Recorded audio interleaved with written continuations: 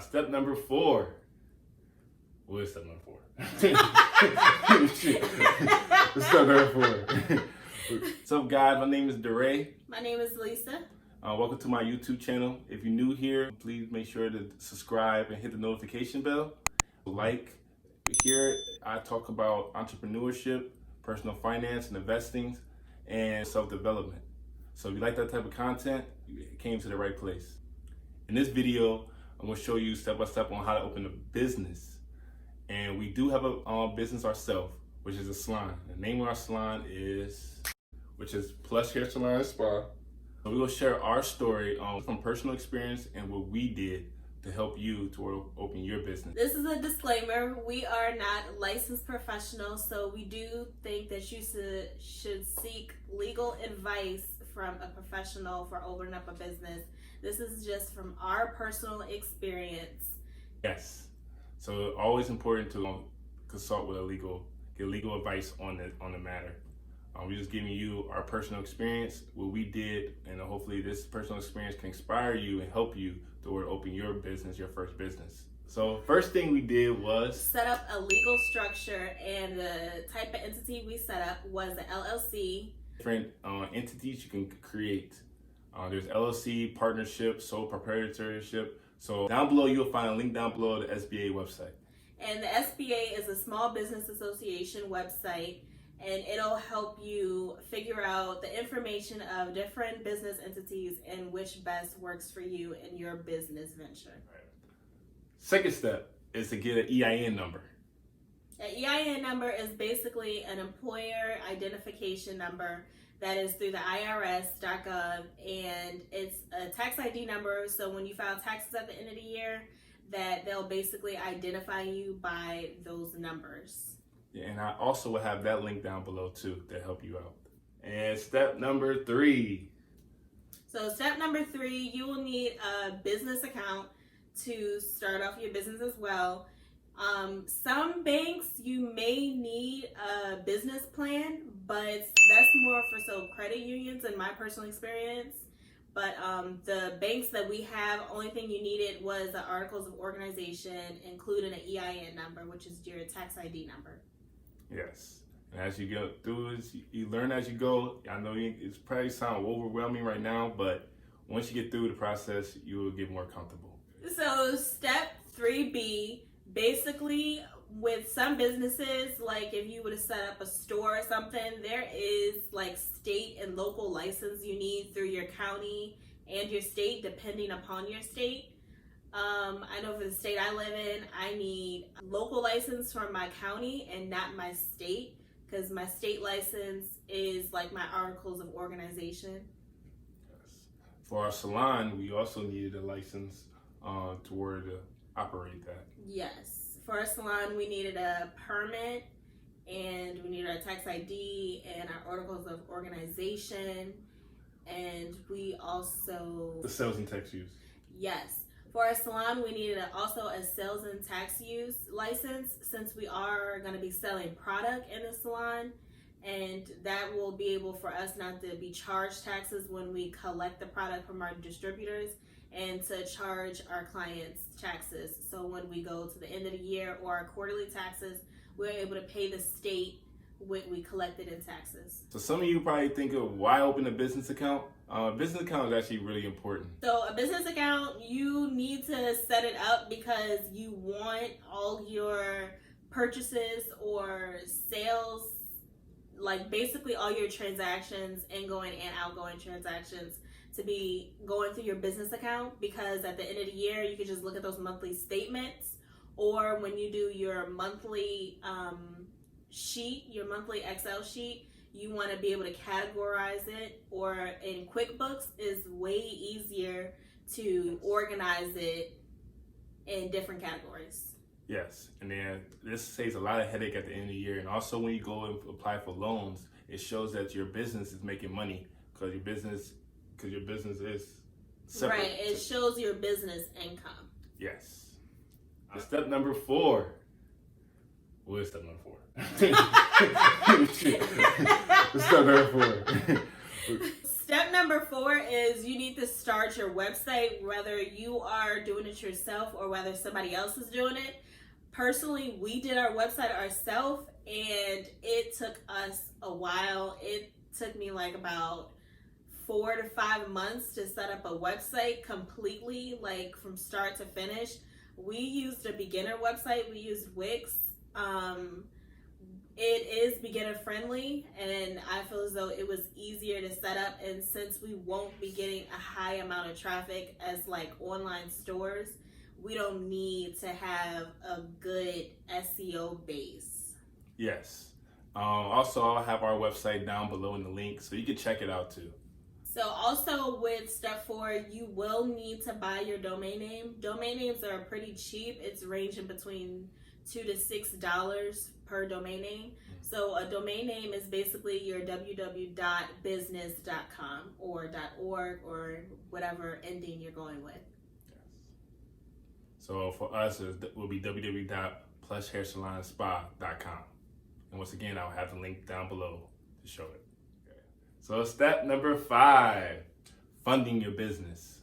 Funding your business is the most complicated thing ever. It's easy to start a business, and then it's hard once you try to figure out the funding. So when you fund your business, you should expect to come out of pocket for part of the business.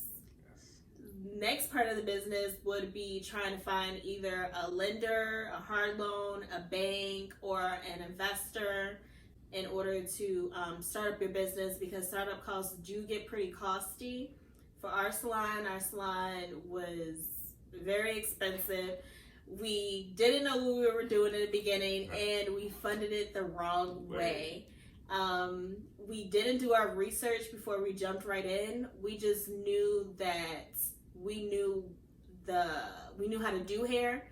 So it's like we thought it would be easy, since it was easy always working on our own as an independent contractor, that we would just gain the clients and the workers and it would just come easily. And then that would just be our startup costs. But we didn't know how much out of pocket it was taking, and it was a lot. Yes, it was. It was definitely a lot. SBA.gov do have options for funding. It is pretty complicated in the beginning to find the funding for your business, especially on the SBA website. But once you find it, they have different grants for your business, or they have different banks on there that you can go through, or you can go through the bank that you got your business account through. Most banks that you have a business account through, they do require that sometimes you have an upfront cost, or that you have a certain amount you're making a year. I do think that it's easier to work with your LLC or your entity that you sign up for a year or 6 months before you get the funding for your salon. If I would have redid it, we would have probably did it that way, because it does show that a certain income is coming into your account, and then it'll be easier for the bank to give you a loan even if you don't have a business credit. Yes. And another pro tip, just to add on, it is important to start your business credit as soon as possible. It's another mistake we kind of did. But it's always learning lessons throughout the way. But getting your business credit is getting a credit card through your business.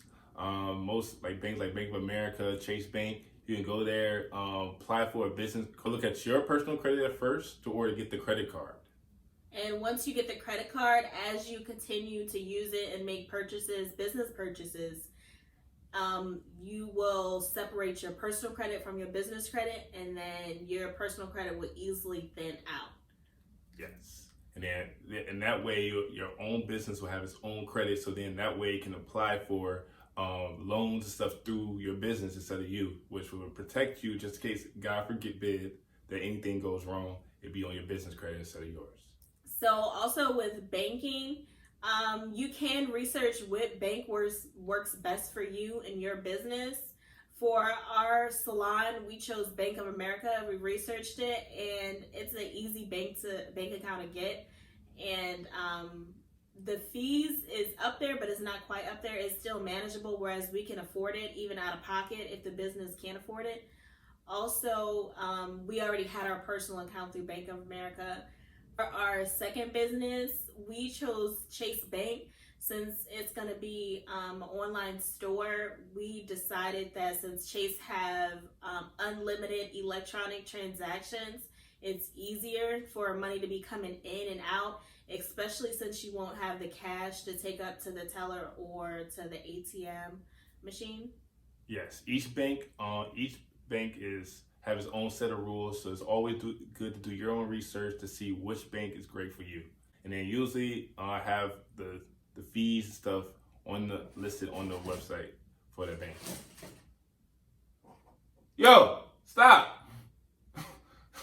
Bro, cat. So with funding, when you try to find funding, make sure you get the right amount. We thought that our salon would be like in the low tens and it wasn't.